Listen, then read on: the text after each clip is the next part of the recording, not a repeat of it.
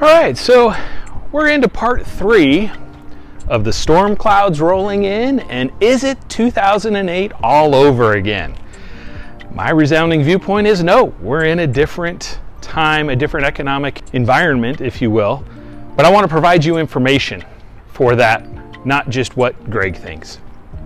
So a couple of things to keep in mind is the average price per square foot for rental properties. Let's take a look at the greater Phoenix area. That average price per square foot is much higher than it was leading into the 2007 timeframe. And what does that tell us? Well, one, it tells us that rents have gone up, which we know. But the other part that it tells us is that if no one is occupying that property, the rental income is zero. So when you average all of the rental incomes together and you have a significant portion of homes that don't have any tenants in them, that's going to bring down the average rental price per square foot. So what that means is there are more people in these homes today than there were in 2007. So we have more people living in the homes, which means more homeowners having income generated for that property being rented out. We also have a different factor now, which is the short-term rental market, which is providing another source to landlords for income for their property.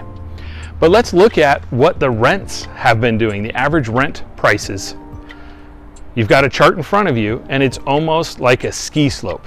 It's a little bit of a scary ski slope, but you definitely want to be riding that thing down. But unfortunately, that's rents rising. Moving from the left to the right, we see significant movement, the same trajectory since the late 50s. Now, another thing that's brought up is, what about the recession that we're in? What about the financial environment? So recessions don't necessarily mean negative home values. So if we look at the last 6 economic recessions, 4 out of the last 6, we've actually seen home price appreciation.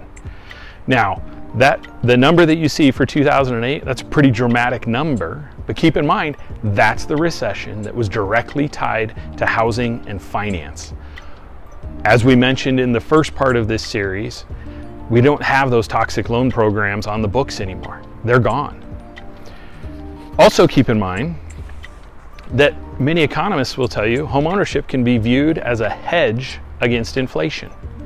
So even if we look back in the 70s and 80s, and we know that those were historically high inflation rates, if we look at home appreciation for those decades, that they were pretty much on pace for comparing inflation to home appreciation.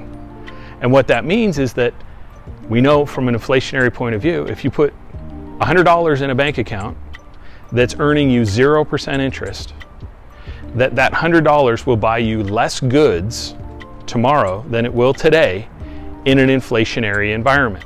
We're in a high inflationary environment right now, so we have to make sure that your monies are parked into accounts that are earning you interest. Home ownership being one of those, the appreciation that we see in homes can help offset the inflation rate. So that's part 3. We see the storm clouds, but again, I don't think they're going to be like 2008. Thanks for watching. As always, I appreciate you. Let me know if you'd like to see something in my video series. Thank you.